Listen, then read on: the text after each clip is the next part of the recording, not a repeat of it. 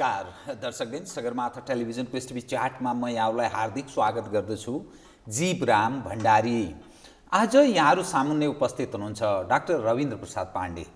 उहाँ अर्थविद हुनुहुन्छ, नेपाल राष्ट्र बैंकका पूर्व कार्यकारी निर्देशक, राष्ट्रिय वाणिज्य बैंकका पूर्व अध्यक्ष तथा ISSR अर्थात् institute of strategic and socio economic research सेन्टरका उहाँ बोर्ड अफ डाइरेक्टर पनि हुनुहुन्छ। उहाँसँग आज म समग्रमा देशको आर्थिक अवस्था, यो सँगसँगै जोडिएर आउँछु राजनीति, समग्र विषयलाई किन नेपालको यो अवस्था छ, लामो समयदेखि हामी अभाव, गरिबी, पछौटेपनको शिकार छौँ, विगतमा यसकारण विकास सम्भव भएन, यो राजनीतिक अस्थिरतामै देश गुज्र्यो र स्थिर सरकार भएपछि, बलियो सशक्त सरकार भएपछि तत्पश्चात विकासले गति लिन्छ भन्ने यस्तो आशा गरिन्थ्यो।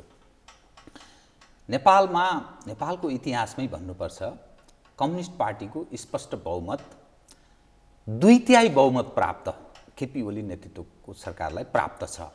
तर 1 वर्ष बितिसक्यो, त्यो मानिसको आशा कता कता अलि निराशातर्फ उन्मुख हुन थालेको छ। भलै त्यो पुरै सम्भावना समाप्त भयो भन्ने यस्तो निष्कर्ष निकाली पनि हाल्नु हुँदैन।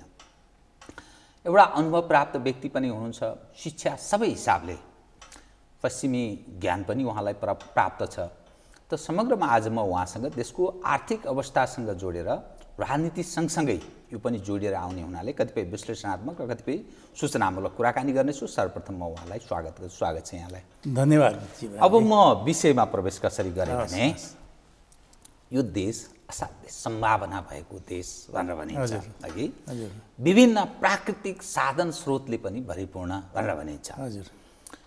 विगतमा विकास सम्भव नहुनुको मूल कारण भनेको राजनीतिक अस्थिरतासँग जोडेर हेरिन्छ। अब अहिले यहाँसम्म आइपुग्दा के देखियो भने, यो सरकारलाई स्पष्ट बहुमत छ, जस्तो खालको ऐन कानुन बनाउन पनि यसले सक्छ, कुनै बाधा व्यवधान प्रतिपक्षले अथवा अरू तागतले व्यवधान खडा गर्न सक्ने अवस्था पनि छ, जनमत त्यो ढङ्गको छ। 1 वर्ष व्यतीत भयो। यो 1 वर्षको यो सरकारको कार्यकाल देशको आर्थिक अवस्था र सम्भावनातर्फ केन्द्रित रहेर हेर्दा तपाईलाई कस्तो लाग्छ? किनभने मैले एउटा शब्द प्रयोग गरेँ, मानिसको आशा धेरै तर कता कता निराशातर्फ उन्मुख भइरहेको भन्ने त्यो सुनिन्छ यत्रतत्र सर्वत्र। यो विषयलाई कसरी हेरिनुपर्छ, मैले यहीँबाट सुरु गरेँ, कृपया। हस्, धन्यवाद जीवरानजी। अब 2/3 सरकारबाट जनताले धेरै नै आशा गरेका हुन्छन्।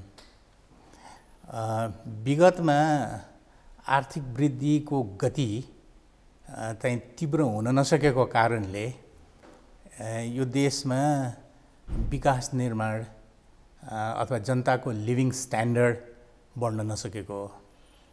योजनाहरू त बनेकै हुन् नि, तर योजनाहरू कस्ता बने त भन्दाखेरि किताबको रूपमा चाहिँ राम्रै, पढ्नलाई राम्रो, थ्योरीको लागि राम्रो, तर कार्यान्वयन यहाँ हुन सकेन।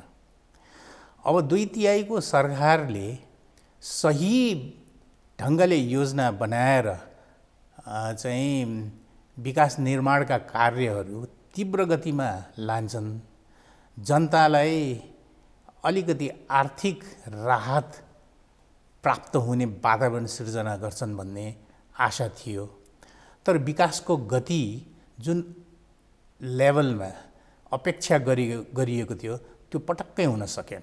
त्यो विकासले गति लिन नसक्नुमा हाम्रा योजनाविदहरू समस्या हुन् कि राजनीतिक नेतृत्व पङ्क्तिको अयोग्यता हो, या उनीहरूमा पनि अरू कुनै समस्या छ कि, या प्रशासनिक यो कुन पार्ट या अभावका कारण हामी गर्नै सक्दैनौँ, किनभने हामीसँग कहाँ साधन र स्रोत छ र भन्ने कुन दृष्टिकोणले हेरिनुपर्छ? त्यो होइन। सबैभन्दा पहिला विकास निर्माण अथवा अग्रपङ्क्तिमा जानको लागि पहिला जनताको, जनमानसको माइन्डसेट चेन्ज गर्नुपर्दछ। पुरानै सोच, पुरानै माइन्डसेट, प्याराडियम सिफ्ट भन्छ नि, त्यो विकासमा प्याराडियम सिफ्ट चाहिँ तीव्र गतिमा भइसकेको छ, तर नेपालमा त्यसले पछ्याउन सकेन। सबभन्दा पहिला त्यो हामीहरूका यो देशमा जस्तो मान्छे खोजे पनि छ, विद्वान वर्गहरू हुनुहुन्छ, यहाँबाट बाहिर गएर विदेशीहरूको अर्थनीति बनाइदिने व्यक्तिहरू समेत हुनुहुन्छ, त्यो हैसियतका मान्छेहरू छन् भने आफ्नै देशमा उहाँहरूलाई चाहिँ सदुपयोग गर्न नसकेकै वातावरण हो के। अब के गर्दा चाहिँ गर्न सकिन्छ त बताइदिनुहोस् त। विगतमा लामो समयदेखि के भनियो भने राजनीतिक अस्थिरता, असुरक्षा, भएर त्रास, वातावरण छैन भनेर भन्यो। अब अहिले यहाँसम्म आइपुग्दा त स्थिर खालको सरकार छ, 2/3 बहुमत छ, सर्वत्र 7वटा प्रदेश मध्येमा 6 प्रदेश कम्युनिस्टको, 1 प्रदेश मधेसी केन्द्रित भन्नेको छ। अनि सबै सम्भावना यसकारण नेपालमा विकासको छ कि प्राकृतिक साधन स्रोत सबैले भरिपूर्ण देश पनि भनिन्छ। अनि हुँदैन, फेरि सबै चिज छ तैपनि हुँदैन भनेर भनिन्छ। राजनीतिक स्थिरता पनि सायद यसकारण मान्न सकिएला, जननिर्वाचित इशान्य तहदेखि प्रदेश हुँदै केन्द्रसम्मको सरकार छ।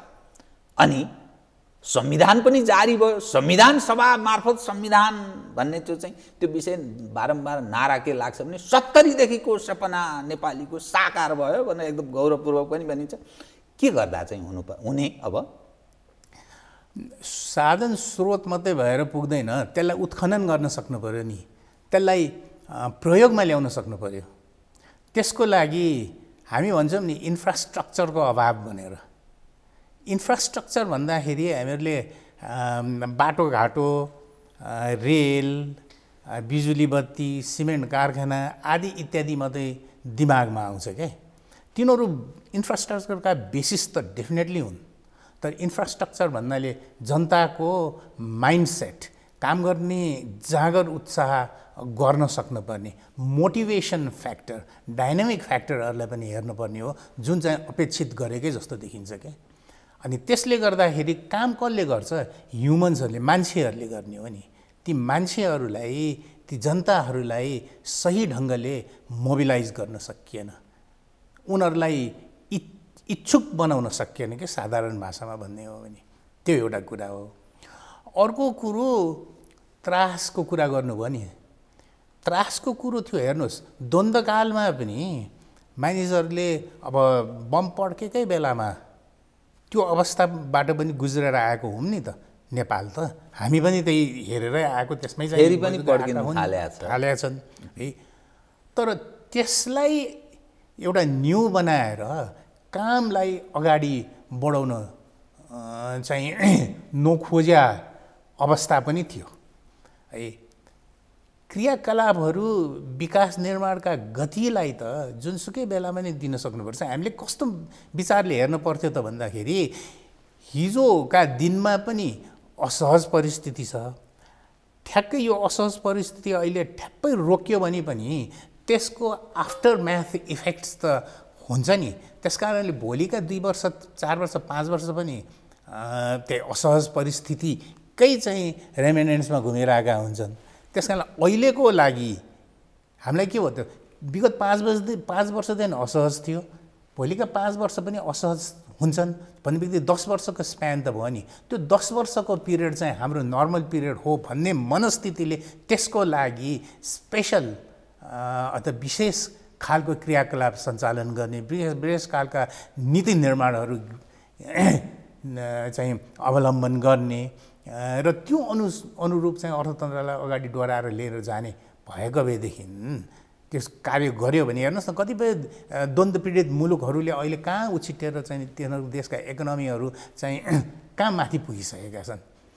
हामीले त्यो मनस्थितिमा काम गरेको भएदेखि आज यो अवस्था त भोग्नु पर्दैन नि।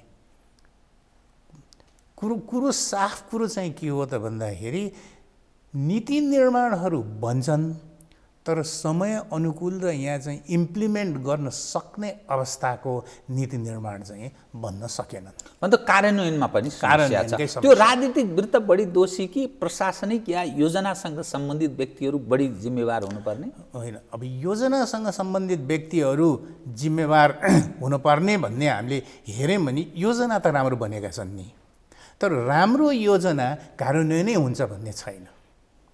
कतिपय योजनाहरू महत्त्वाकांक्षा राखेर पनि बनाइएका छन्। कतिपय योजनाहरू भोट चाहिँ लिनको लागि नम्बर गेम्सलाई अध्ययन के अरे मध्यनजर राखेर पनि बनाइएका छन्। त्यसकारणले त्यो मानेमा त्यहाँ चाहिँ अलिकति डिफेक्ट्स होला, तर कार्यान्वयन गर्ने मानिसहरूलाई कन्फिडेन्समा लिएर काम गर्न सक्नुपर्छ। नम्बर गेमले यहाँ केही खेल्नेवाला छैन। तपाईँ आइएसएसआरको बोर्ड अफ डाइरेक्टर पनि हुनुहुन्छ है, त म एउटा यस्तो दृष्टान्त यहाँलाई प्रस्तुत गर्न चाहन्छु, त्यो सबै मानिसको त्यो जिज्ञासाको रूपमा छ। नेपाल रेमिटेन्सको भरमा चल्छ, ब्लड मनी त्यसमाथि पनि त्यसको म्याक्सिमम दुरुपयोग भएको छ नेपालमा। जसरी पैसा आउँछ त्यसको पनि दुरुपयोग कुरा, त्यो फेरि जनप्रतिनिधि प्रशासनिक संयन्त्र यिनै मान्छेले सुहा पार्छ भनेर भन्छन्। विगतमा जो विदेश जाने, रोजगारीका लागि जाने, गल्फ कन्ट्रीमा होस् या पश्चिमा देशहरूमा होस्, जाने त्यो क्रम रोकिएको छैन। 1 वर्ष लगभग व्यतीत भयो यो सरकार आएको। अनि हामी विगतमा त्यो वातावरण भएन पनि भन्थ्यौँ। साधन र स्रोतको कुरा गर्दा आन्तरिक साधन स्रोतको परिचालन कि बाह्य लगानी भित्र्याएर मुलुकको विकास गर्ने भन्ने एक खाले पुँजीवादमा विश्वास गर्ने राजनीतिक आस्था राख्ने पङ्क्ति, अर्को त्योभन्दा अलिक फरक आफूलाई अलिकति राष्ट्रवादी, अलिक देशभक्त हौँ, त्यो बाह्य पक्षलाई चाहिँ अलिक विकसित गर्नुपर्छ है भन्ने दृष्टिकोण राख्ने, यो खाले पनि एकाले द्वन्द्व थियो। अब यो समग्रमा हेर्दा नि केही सुधार आएको, केही सुधार हुने सम्भावना रहेको तपाईको रिसर्चले पनि केही देखाउँछ है, किनभने लामो समयदेखि तपाईहरू यो रिसर्च पनि गरिरहनु भएको छ। देशको आर्थिक अवस्था र सम्भावनाको बिचमा बसेर काम पनि गर्नु भएको छ कि निजी क्षेत्रबाट भएको हुनाले अलिक प्रश्न पारिदिनुहोस् न कृपया। त्यो मानिसलाई आशा र निराशाको बिचमा ओहो जे गरे पनि नहुने रहेछ है क्या हो भन्ने कता कता दृष्टिकोण बन्न थालेको छ। यो चाहिँ बडा खतरनाक अवस्था हो कि। हजुर, तपाईँले राम्रो कुरा उठाउनु भयो क्या। हाम्रो अहिले जुन चाहिँ आर्थिक वृद्धिका कुरा गर्छौँ नि, जिडिपीका कुरा गर्छौँ नि, हेर्नुहोस् जिडिपीको करिब 33% चाहिँ रेमिटेन्सबाट छ। रेमिटेन्स भने के त? सबैभन्दा पहिला त्यो बुझ्नुपर्ने हुन्छ। हाम्रा युवा शक्तिहरू विदेश पलायन भएर काम गरेर हैन, लेबर गरेर कमाएको पैसा देशमा भित्राएको र अनि देशले त्यो पैसालाई चाहिँ हाम्रो जिडिपीको अर्निङ, जिडिपीमा चाहिँ ठोस योगदान दिने 33% दिने भनेर दङ्ग पर्नुको अवस्था अहिले रहेको छ। तर हामीले बुझ्नुपर्ने कुरा के त भन्दाखेरि रेमिटेन्स इकोनोमी पर्मानेन्ट हो कि होइन, बडा खतरनाक छ है। म एउटा कुरा भन्छु तपाईँलाई, हाम्रा भाइ बहिनीहरू युवा जनशक्ति जुन पलायन भएका छन् नि विदेशमा काम गर्नको लागि, एक त उनीहरू अनस्किल्ड लेबरर्सको रूपमा गएका छन्, त्यसकारण उनीहरूको इन्कम नै थोरै हुन्छ। अर्को कुन देशमा बढी गएका छन् त भन्दाखेरि अहिले तपाईँले भन्नुभयो नि यो मिडल इस्ट अनि आसियान कन्ट्रिजहरूमा। अब भन्नुहोस् कि आसियान कन्ट्रीहरूको इन्कमको सोर्स के हो त, विकास निर्माण कसरी गरेका छन् त भन्दाखेरि इन्डस्ट्रियल प्रडक्टलाई उनीहरूले एक्सपोर्ट गर्छन्। कहाँ एक्सपोर्ट गर्छन् त भन्दाखेरि युएस वा युरोपतिर गर्छन्। आउटलेट्सहरू हेर्नुहोस् न, जापानका आउटलेट्सहरू, जापानिज इन्डस्ट्रिजका आउटलेट्सहरू जापानमा त अब धेरै छैनन् नि। सोनी कम्पनीकै कुरा गर्ने भने मलेसियामा छ नि। अब मलेसियामा सोनी टेलिभिजन भन्नुहोस्, मोबाइल भन्नुहोस्, यी प्रडक्सन गरेर कहाँ एक्सपोर्ट गर्ने त भन्दाखेरि अमेरिकामा। अनि अमेरिकामा एक्सपोर्ट गर्दाखेरि कमाउने पैसाले उनीहरूको इन्डस्ट्रियल ग्रोथ भइरहेको छ। साधारण भाषामा भन्न खोजेँ मैले। तर अमेरिकामा अलिकति इकोनोमीमा डिसइक्विलिब्रियम आयो भने के हुन्छ त भन्दा अमेरिकन्सहरूले इम्पोर्ट गर्दैनन्। इम्पोर्ट नगर्ने बित्तिकै यतातिर मलेसियन कम्पनीहरूको काम गर्ने अवधि बिस्तारै, वर्किङ आवर्स बिस्तारै घटाउँदै जान्छ। होइन भने त उनीहरू त प्रफिटमा जाँदैन नि, उनीहरू त लसमा जान्छन्, धान्न सक्दैन। भनेपछि हाम्रो मित्रहरू जो त्यहाँ जान्छन् उनीहरूले चाहिँ कमाउने रेट पनि घट्दै जान्छ र उनीहरूले यहाँ पठाउने रेमिटेन्सको ऊ कहिलेकाहीँ सुक्खा पनि लाग्न सक्छ र कहिले अधिकांश समयमा थोरै हुनसक्छ। अब त्यो कम्पनी कोल्याप्सै भयो भने त हाम्रा मित्रहरू त काम बिना चाहिँ त्यहाँ अलपत्र भएर बसेको खबरहरू त हामी कति सुन्छौँ। हेर्नुहोस्, त्यो पर्मानेन्ट सोर्स होइन। र अनि अर्को म तपाईँलाई के कुरा गर्छु भने देशको विकासको गति र रेमिटेन्स भनेको म्युचुअली एक्सक्लुसिभ केस हो। त्यो दुईवटा सँगसँगै प्यारलली हिँड्न सक्दैन। किनभने देशको विकास कसले गर्छ? गाउँमा भएका 80-90 वर्ष 70 वर्ष उपरका मान्छेहरूले काम गर्न सक्छन्? एग्रिकल्चरको कुरा गर्नुभयो तपाईँले। हाम्रो देशमा करिब जिडिपीको 27% छन्, अझ पनि एग्रिकल्चरले कृषि योग्य प्रडक्ट्सहरूले जान्छन्। ती कृषिमा पनि 17-18% त धानबालीकै छ होइन। अब यो कसले गर्ने त भन्दाखेरि काम गर्ने मान्छे जति पर गइसके, अनि घरमा चाहिँ वृद्ध अवस्थामा चाहिँ बसेका मान्छेहरूले सानो कुटो र कोदाली पनि चलाउन नसक्ने अवस्था छ। अनि यो कसरी 8% को ग्रोथ चाहिँ लिन सकिन्छ? एउटा त्यो कुरा। दोस्रो कुरो तपाईँले उठाइहाल्नुभयो। त्यस कारण हामी कहाँ के छ त, रेभिन्यू जुन कलेक्सन गर्छ नि उसले, सरकारलाई रेभिन्यू कलेक्सन गर्नुपर्छ डेफिनेटली हो। तर रेभिन्यूमा उहाँहरूले के गरेको छ त भन्दाखेरि रेट बढाइदिएको छ, बेसलाई चाहिँ ध्यान दिएको छैन। एउटा त्यो डिफेक्ट भयो। मान्छेहरूलाई तपाईँलाई त फकाएर पो, तपाईँलाई त ऊ कर तिरु लाग्ने बनाएर पो त कर लिनुपर्छ त नि। तिम्रो लगानी तिमीले तिरेको करले यो देशमा विकास हुन्छ। तिम्रो सन्ततिका लागि, भविष्यका लागि हो भन्ने अघि नै माइन्डसेट चेन्ज हुनुपर्छ भने नि, प्याराडियम सिफ्ट भइसक्यो, माइन्डसेट चेन्ज गर्नुपर्छ भने नि। हो, खै त यो माइन्डसेट चेन्ज गर्न सकेको? त्यसमा लगानी गर्नुपर्छ। इन्फ्रास्ट्रक्चर भनेको त्यो हो। र इम्पोर्टलाई प्रतिस्थापन गर्ने, आयातलाई प्रतिस्थापन गर्ने खालका इन्डस्ट्रिजहरू स्थापना नहुन्जेलसम्म यहाँ विकासले गति लिनै सक्दैन। त्यो इन्डस्ट्री कसरी स्थापना हुन्छ बताइदिनुहोस् त। र मेटेरियल्सहरू आन्तरिक हामी कहाँ छैन, बाहिरबाट ल्याउनुपर्छ। भीमकाय शक्तिशाली देशहरू उत्तर र दक्षिणमा छन्।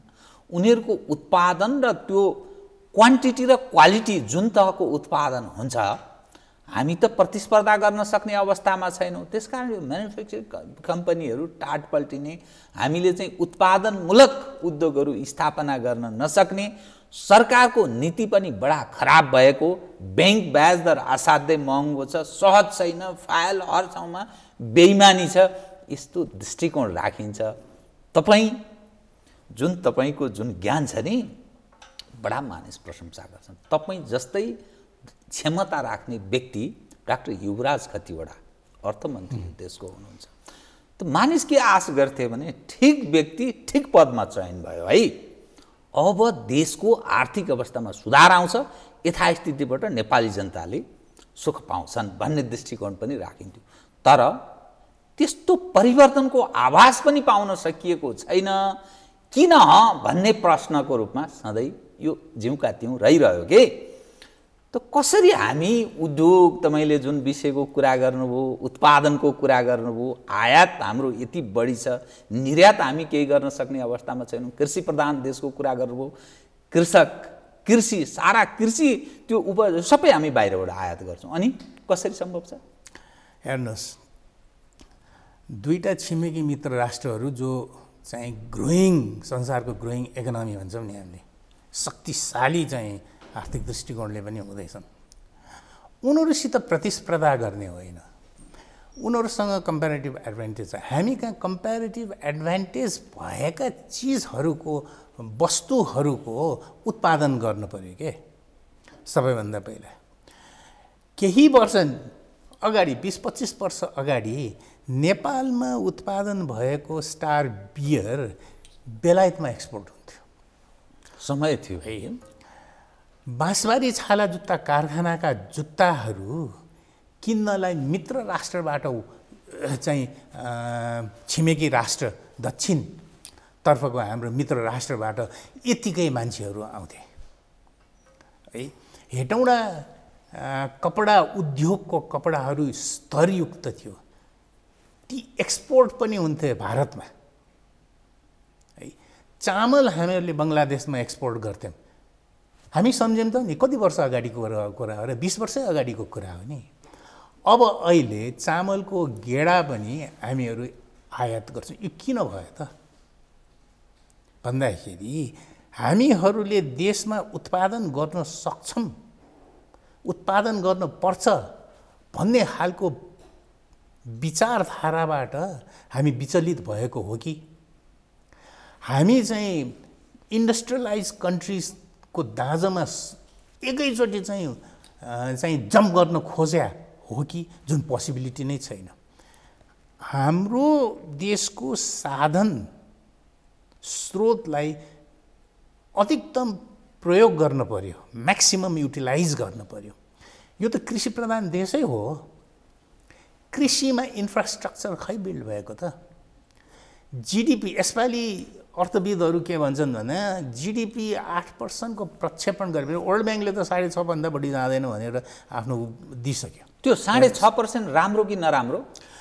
6.5% हेर्नुहोस्, म्याक्रो इकोनोमिक इन्डिकेटरको कुरा गर्दाखेरि एउटा मात्रै तथ्याङ्कलाई ठ्याक्क हेरेर यो राम्रो एकदम उन्नति भयो भन्न सकिँदैन। हेर 6.5% को ग्रोथ भनेको धुन्ना नै नराम्रो होइन, तर हामी जुन ग्रेजुएसन हुने भन्ने छ नि विकास राष्ट्रको उसमा 30 वर्षपछि है, त्यसको लागि 6-7% को जिडिपी ग्रोथले ग्रेजुएसन नेपाल हुन सक्दैन। डबल डिजिट ग्रोथै ल्याउनुपर्छ। 2 डिजिटको ग्रोथ 12-13% को ग्रोथ कन्टिन्युस हुनुपर्छ। त्यो नभएसम्म सम्भव छैन। अनि अर्को कुरो चाहिँ के त भन्दाखेरि जिडिपी भने त राष्ट्रको इन्कम हो नि, हाम्रो तलब जस्तै हो राष्ट्रको तलब, इन्कम आएको हो नि। त्यो 1 वर्ष मात्रै आएर पुग्छ त नि। त्यो स्टेबिलिटी कसरी गर्ने, त्यसलाई स्टेबिलाइज कसरी गर्ने भन्ने कुरा अर्थनीतिमा पर्न पर्यो। म यो गर्छु, यो कारणले यतिको इन्कम हुन्छ, त्यसलाई म स्टेबिलाइज गर्छु। एम राखेको छ, उद्देश्य ठुलो छ, गोल ठुलो छ, समृद्ध नेपाल सुखी नेपाली। सुन्दाखेरि राम्रो छ नि है, तर नेपाललाई समृद्ध बनाउन, नेपालीहरूलाई सुखी बनाउन के गर्ने त, कसरी अगाडि बढाउने, अब्जेक्टिभ्सहरू के हुन्, म यो बाटोबाट यसरी जान्छु, त्यसपछि मैले यो प्राप्त गर्छु, त्यो प्राप्ति भएको चिजलाई मैले चाहिँ प्रयोग यसरी गरेर म माथि जान्छु भन्ने त्यो सेतु खै, त्यो सडक खै, त्यो खुड्किलाहरू खै। अर्थ मन्त्रालय, अर्थमन्त्री, त्यसका सहयोगी अनि योजना आयोग, त्यसको भूमिकामाथि कुनै न कुनै ढङ्गले प्रश्न उठ्नै भयो। म तपाईँको ध्यान नै हाम्रो विकासका लागि आन्तरिक स्रोतको परिचालन कि बाह्य लगानीलाई महत्त्व दिने, किनभने लगानी बोर्डको लगानी समिट को पनि कुरा आइरहेको छ, मार्चमा सम्भवतः हुने कुरा सुन्नमा आएको छ। यो 2 विषयमा के दृष्टिकोण, हाम्रो प्रायोरिटी प्राथमिकता भएछ नि, त्यो प्राथमिकता कतातर्फ बढी ध्यान केन्द्रित गर्नुपर्छ? म त्यसपछि म राष्ट्र बैंक, वाणिज्य बैंक र समग्र यो निजी क्षेत्र र सरकारी क्षेत्रको विषय पनि उठान गर्छु। कृपया एकदम छोटकरीमा भनिदिनु भने सटसट हामी त्यहाँ प्रवेश गर्न सक्छौँ। देशलाई हेर्नुहोस्, नेपालसँगै उस्तै अवस्थामा रहेका देशहरू, साउथ कोरियाकै कुरा लिउँ न हैन, आज कहाँ पुगिसके? अब एक्सपोर्टिङ कन्ट्रिजका रूपमा पुगिसके। नेपाल जिउका चाहिँ हैन। एयरलाइन्सकै कुरा गर्ने हो भने थाई एयरवेज र नेपाल एयरलाइन्स, त्यो बेलामा रोयल नेपाल एयरलाइन्स भनिन्थ्यो कि अरे, सँगसँगै चाहिँ सुरु भएको। नाम चाहिँ फेर्नु उहाँहरूलाई, अहिले चाहिँ नेपाल एयरलाइन्स होइन, नेपाल एयरलाइन्स। त्यो थाई एयरवेज चाहिँ कहाँ पुगिसक्यो? फिल गर्ने कुरा हो नि, हामीले पनि हेर्ने कुरा हो नि, कसरी हुन सक्यो त? अनि नेपाल एयरलाइन जिउकी चाहिँ अनि वाइड बडीको प्रब्लम, उसको प्रब्लम, धमिजा प्रब्लम, के प्रब्लमै भाँसिरहेको छ। हेर्नुहोस् है, जुन दृष्टि विद्यमान सरकारले लिएको छ नि, विकास यसरी गर्छु उसो गर्छु भन्ने खालका आएका छ नि उनीहरूका श्वेत पत्र, गभर्मेन्टको प्रोग्राम अनुसार, त्यो अति राम्रो छ। तर राम्रो छ, सुन्नमा राम्रो मात्रै भएर भएन, त्यसलाई प्राप्ति पनि गर्नेतर्फ पनि जानु पर्यो। त्यसको लागि नेपालमा त पुँजी प्रशस्त चाहिँ छैन हामीले गर्न सक्ने हामीसित, त्यस कारण बाह्य सहायता त चाहिन्छ नै। त्यस कारणले यो इन्भेस्टमेन्ट फोरमको महत्त्व र औचित्य छ। तर इन्भेस्टर्सहरू आउँछन् कि आउँदैनन् हो ठुलो प्रश्न चिन्ह। त्यो बारम्बार यो इन्भेस्टमेन्ट फोरमको त्यो समिट बेला मिटिङ सिटिङ भइरहन्छ, कमिटमेन्ट हुन्छ। देशको अवस्था जिउका त्यो लामो समयदेखि चल्दैछ, फेरि पनि हुँदैछ। यो के भएको? यो चाहिँ यो भएको के हो भने हामीहरूमा सरकारले इन्भेस्टमेन्ट फ्रेन्डली वातावरण सिर्जना गर्न के गर्दा वातावरण हुने? के गर्दा चाहिँ? जस्तो अब स्थिर सरकार छ, बहुमतको सरकार छ, कुनै सरकार कसैले आएर पनि यसलाई हटाउन सक्ने अवस्था पनि छैन। यो सबभन्दा पहिला त शान्ति सुरक्षा हो। आफ्नो सुरक्षा, आफ्नो लगानीको सुरक्षा हेर्छन् नि। अब समिटको अगाडि यहाँ देशमा अलिअलि खालका असहज परिस्थितिहरू सिर्जना हुन थालेको छ, जसले गर्दाखेरि इन्भेस्टर्सहरूलाई तर्साउन सक्छ। एउटा कुरो थियो उनीहरूलाई अहिले पनि वातावरण चाहिँ बनेको छैन है नेपालमा चाहिँ, असुरक्षाको एउटा पक्षको कुरा पनि थियो। दोस्रो कुरो, तपाईँ इन्भेस्ट किन गर्नुहुन्छ? जोसुकै इन्भेस्टरले जहाँसुकै संसारमा गएर इन्भेस्ट गर्यो भने पनि त नाफा कमाउनको लागि हो नि। कमाएको नाफा त आफूले सदुपयोग गर्न सक्नु पर्यो नि। बाहिर विदेशबाट चाहिँ आएर विदेशीहरू आएर बा नेपालीहरू नै जो विदेशमा बसेर बिजनेस गरेका छन् होइन, एनआरएन भनिन्छन्, उनीहरू पनि आएर यहाँ लगानी गर्छन् भने त्यो लगानी गरे बापतको कमाइबाट सरकारलाई तिर्नुपर्ने तिरो तिरिसकेपछि रहेको उनीहरूले आर्जन गरेको प्रफिट त उनीहरूले लिएर सहजै रूपमा लिएर जान सक्नु पर्यो नि। त्यो हामी कहाँ त्यो ऐन कानुन के छ? त्यो बाधक छ? ऐन कानुन सहज छैन। र यो अहिले समस्या के छ? अस्ति भर्खर मैले मेरो इन्स्टिट्युट आइएसएसआरबाट पनि प्रि समिट एउटा डिस्कसन होल्ड गरेका थियौँ सम्बन्धित स्टेक होल्डर्सहरूसित। उहाँहरूको कुरै के त भन्दाखेरि यहाँ आउनै गाह्रो छ, त्यसपछि भिजा लिनै गाह्रो छ। भिजा लिइसकेपछि चाहिँ तपाईँको हाम्रो काम हुन्छ 5 वर्षको लागि, 1 वर्षलाई भिजा दिन्छ।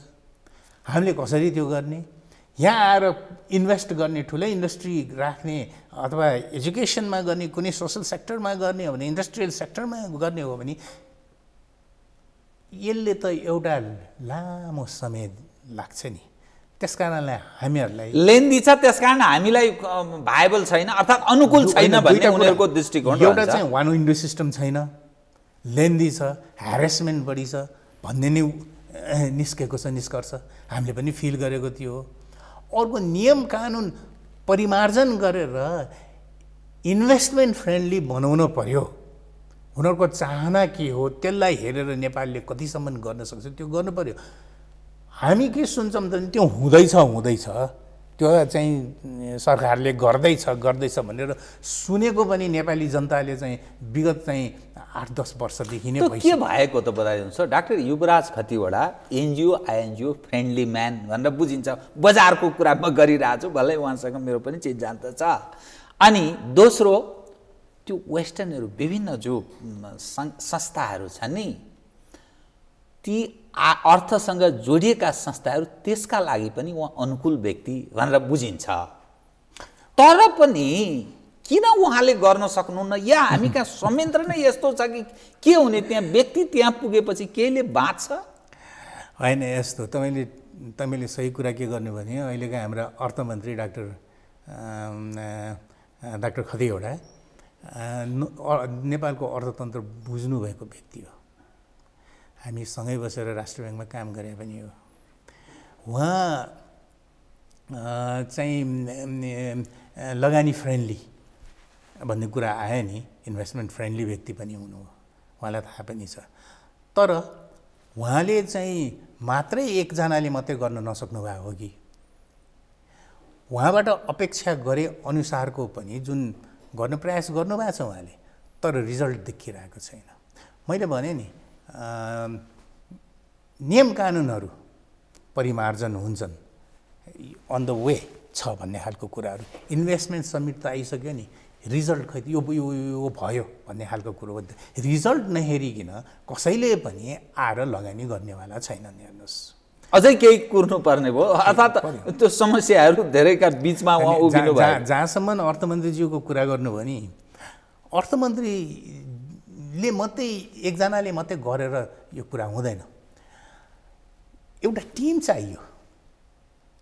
अनि सबै तबकाका मान्छेहरूलाई चाहिँ कन्भिन्स गरेर एउटा सबैलाई साथ लिएर यसरी गरौँ भन्ने खालको कुराहरूलाई अगाडि बढायो भने अब यो खोज्दा खोज्दै नेपालीको चाहिँ दिन बित्ने हो, किनभने हुँदा हुँदै त्यही सबै टिम भन्यो त्यही भन्यो, अब सबै चिज आउँछ केही हुँदैन। यस ठिक छ, म यहाँको ध्यान।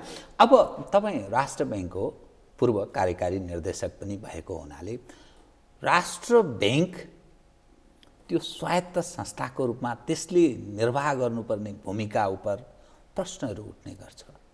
यसले आफ्नो भूमिका राम्रो निर्वाह नगरेको विषय पनि उठ्ने गर्छ। ब्याङ्कहरूको जुन ब्याज दर छ नि यसरी बढेर गएको छ, मान्छेलाई एकपछि अर्को त्यो अप्ठ्यारो अवस्था सिर्जना पनि भइरहेको र राष्ट्र ब्याङ्कले राम्ररी निर्वाह गर्न नसकेको भूमिका, सबल भूमिकाको पनि विषय उठ्छ।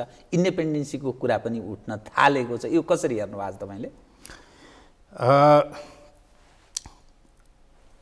कुनै पनि राष्ट्रको सेन्ट्रल ब्याङ्क अहिले संसारभरि नि डिबेट के छ भने इन्डिपेन्डेन्ट सेन्ट्रल ब्याङ्क भन्ने छ। त्यसले के गर्छ त भन्दाखेरि इन्फ्लेसन जुन चाहिँ अर्थतन्त्रमा देखिन्छ नि, जसले अर्थतन्त्रको तीव्र गतिलाई रोक्न पनि सक्छ। इन्फ्लेसन इन इट सेल्फ चाहिँ खराबै चिज चाहिँ होइन। तपाईँको मागतर्फबाट इन्फ्लेसन आएको छ भने त्यसले अर्थतन्त्रलाई राम्रै गर्छ। त्यस कारण आन्तरिक माग डोमेस्टिक डिमान्ड चाहिँ क्रिएट गर्न सक्नु पऱ्यो, इन्टरनल डिमान्ड चाहिँ क्रिएट गर्न सक्नु पऱ्यो, जुन नेपालमा त्यो डिमान्डै छैन होइन। किनभने इन्भेस्टमेन्ट गर्ने ठाउँै क्रिएट भएको छैन होइन। आर्थिक क्रियाकलापहरू तीव्र गतिमा अगाडि बढ्यो भने डिमान्ड पनि मागको ऊ पनि त्यही अनुसार बढ्न जान्छ। हेर्नुहोस्, अब इन्डिपेन्डेन्ट सेन्ट्रल ब्याङ्कका कुराहरू गर्दाखेरि स्वायत्त नेपाल राष्ट्र ऐनले त स्वायत्त छ नि। 2002 मै जुन नेपाल राष्ट्र ब्याङ्क एक्टको चाहिँ ऊ भयो नि, रिभ्यू भयो नि है, नयाँ एक्ट चाहिँ ऊ आयो नि, आइसकेपछि राष्ट्र ब्याङ्कलाई एकदम स्वायत्ता दिएको छ। तर त्यो स्वायत्ता त कायम राख्न सक्न पनि पर्यो नि राष्ट्र ब्याङ्कले। सबभन्दा पहिलो कुरो नेतृत्वको त्यो क्षमताको विषय। दोस्रो कुरो हो तपाईँले अहिले ब्याज दरका कुरा गर्नुभयो क्या। यो ब्याज दरका कुरा यो देशमा देखेका यो वित्तीय प्रणालीमा देखेका समस्याका कुराहरू एकैचोटि भूत उब्जेर आएको कुराहरू होइन। 2-2.5 वर्ष अगाडिदेखिको कुराहरू हो, जुन तपाईँले पनि सुन्नुभएको छ। लिक्विडिटीको सर्टेज भयो, लिक्विडिटीको सर्टेज भयो भन्ने खालको कुरो हो। त्यो बेलामा लिक्विडिटीको सर्टेज थिएन, लोनेबल फन्डको सर्टेज थियो। मैले तपाईँकै लोकप्रिय टेलिभिजनबाट पनि मैले भनेको थिएँ तपाईँसँग है। प्रपर डायग्नोसिस त्यही बेला भएको भएदेखि त्यो एउटा सानो चाहिँ नियमन गर्ने बित्तिकै जान्थ्यो भने मतलब रोगलाई सिटामोल एउटा दिएर निको पार्न सकिन्थ्यो। तर समयमा राइट डायग्नोसिस हुन नसकेको कारणले त्यसले विकराल रूप लिँदै लिँदै लिँदै लिँदै गएर सिजरिङबाट पनि नहुने अवस्थामा प्रवेश गर्छ, त्यो सम्मार हुने भयो है।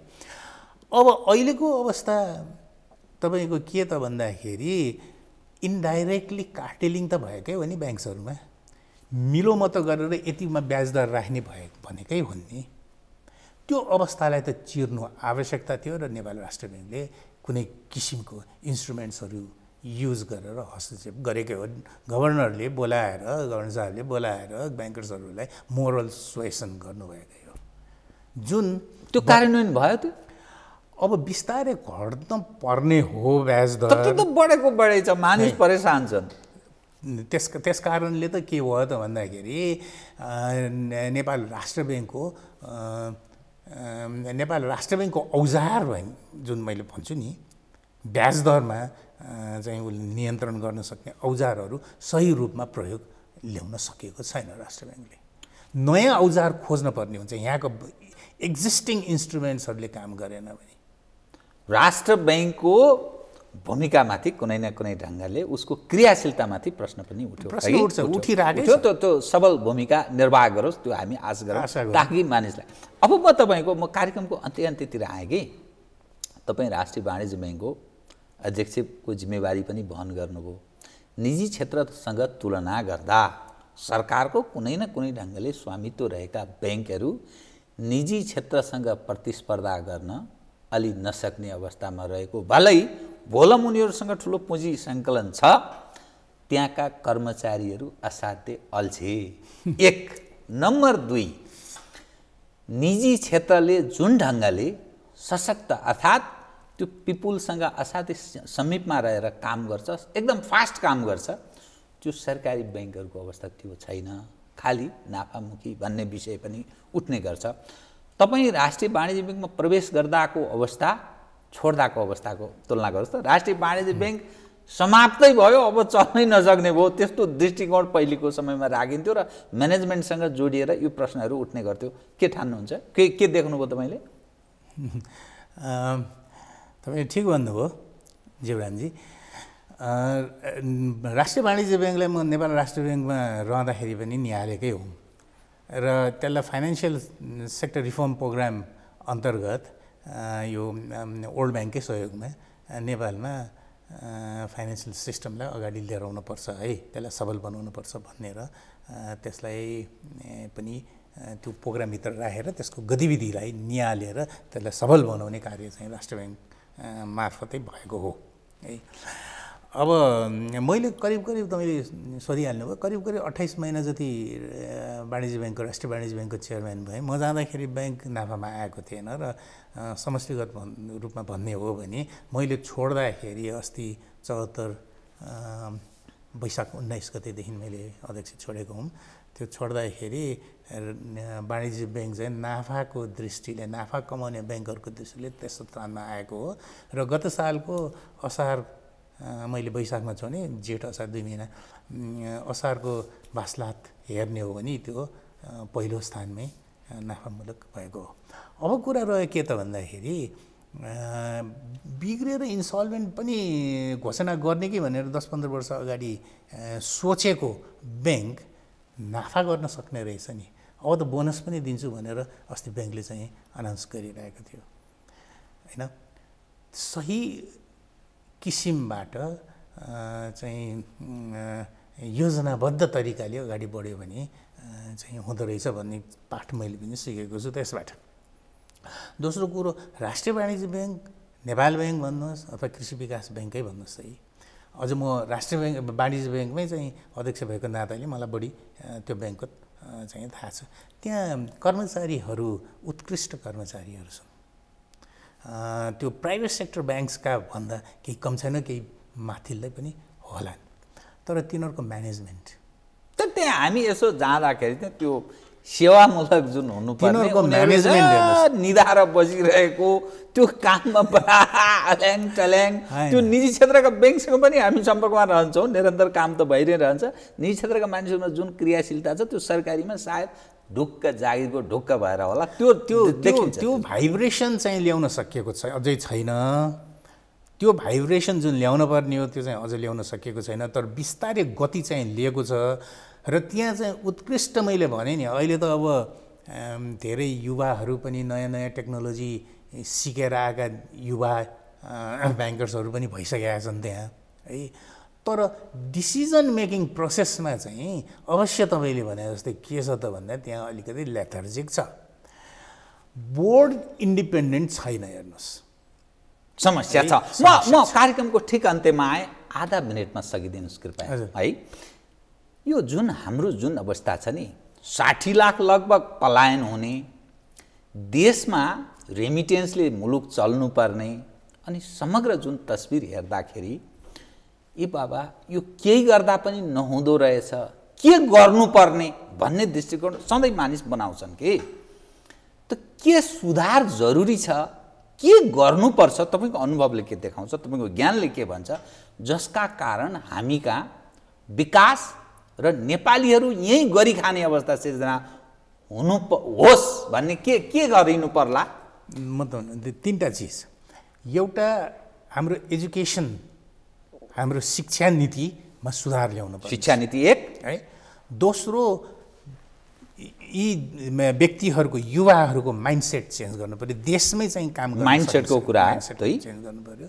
तेस्रो, गभर्मेन्टले युवा फ्रेन्डली नीति लिएर आउनु पर्यो र यहाँ चाहिँ आर्थिक क्रियाकलापहरू तीव्र रूपले सञ्चालन हुन सक्ने वातावरण सिर्जना गरेर बेसिक इन्फ्रास्ट्रक्चर पहिला ड्याम हाल्नु पर्यो।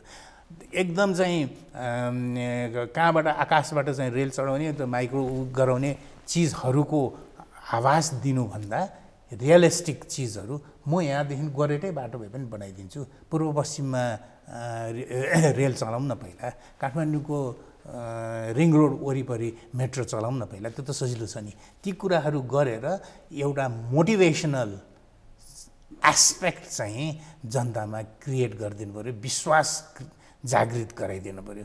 त्यो भयो भने विकास निर्माण गर्नलाई त्यति गाह्रो चाहिँ छैन। यो सम्भावना भएको देश नेपाल गर्दाखेरि हुन्छ। एकदम सबल नेतृत्व हामीले खोज्यौँ अघि, अरू समस्या होइन, नेतृत्वकै समस्या हो। काहीँ न काहीँ ती सहयोगी हेल्पिङ ह्यान्डहरू पनि समस्याको रूपमा छन्। हस्, कार्यक्रममा आइदिनु, धन्यवाद छ यहाँलाई। धन्यवाद जिब्रानजी, तपाईँले मलाई बोलाएर तपाईँको यो यस्तो लोकप्रिय टेलिभिजन मार्फत आफ्नो विचार राख्ने मौका दिनुभयो, धेरै धेरै धन्यवाद। नमस्ते। आदरणीय दर्शकबिन्दु, उहाँ हुनुहुन्थ्यो डाक्टर रविन्द्र प्रसाद पाण्डे, अर्थविद। पछिल्लो देशको आर्थिक अवस्था र विकाससँग सम्बन्धित विषयमा केन्द्रित रहेर गरिएको कुराकानी लगायत मेरो सम्पूर्ण युनिटलाई कार्यक्रमबाट बिदा दिनुहोस्। तर सगरमाथा टेलिभिजन हेर्दै रहनुहोला। नमस्कार।